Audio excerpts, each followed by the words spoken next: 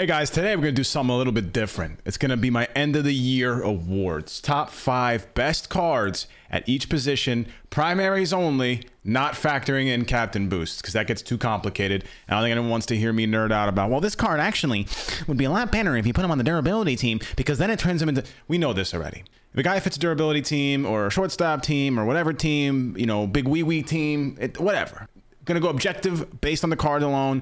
Going to consider a few things. Swing, all-around stats, maybe quirks, but just overall, I think you guys are going to be very, you guys are going to pick up quickly how I am evaluating these cards. So let's get into it.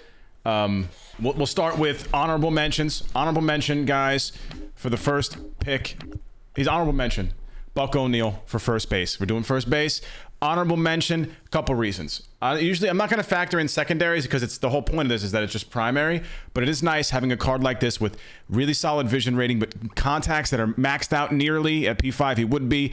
The powers are good. It's just the fielding's incredible. The best fielder of that position in a lot of ways. The speed is insane. 87 speed, 99 base running ability, 90 steal. He's a steal threat. But no quirks because the only Negro League player that has quirks is Jackie Robinson. And some of the pitchers. The power versus righties, it's not there.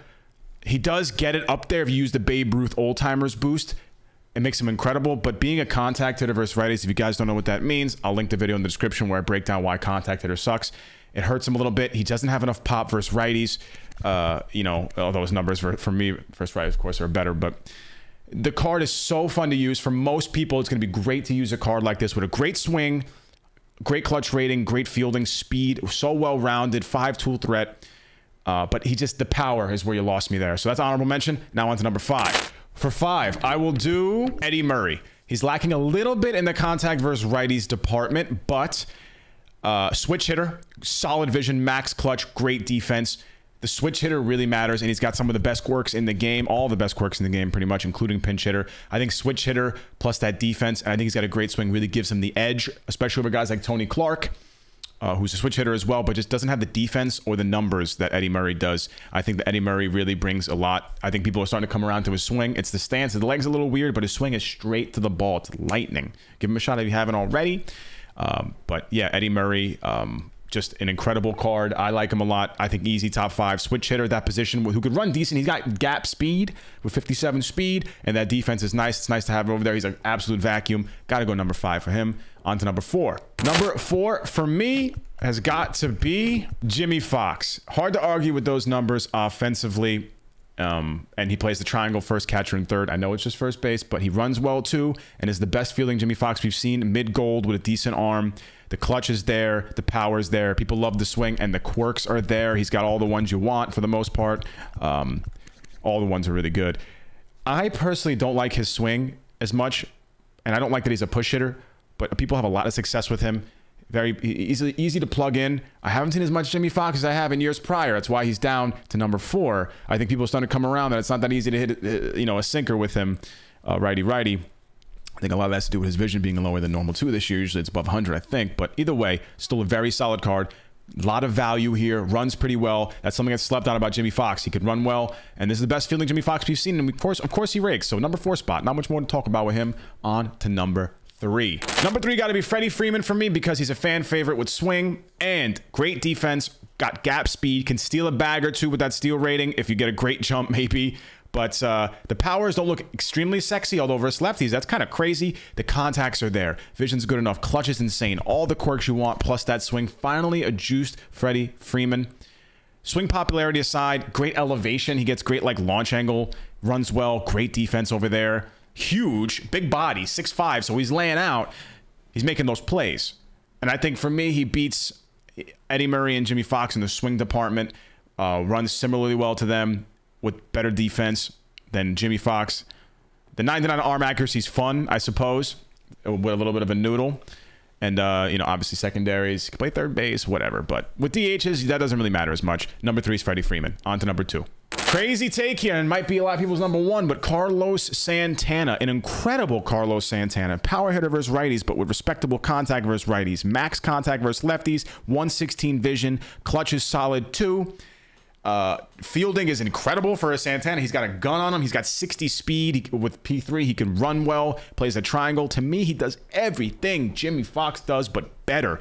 I love this card. He's got one quirk. That's his only real downside. But man, a swing, BR swing favorite, fan favorite. Normally with all these numbers, you'd say, how could you beat this at first base? What are you gonna say beats this?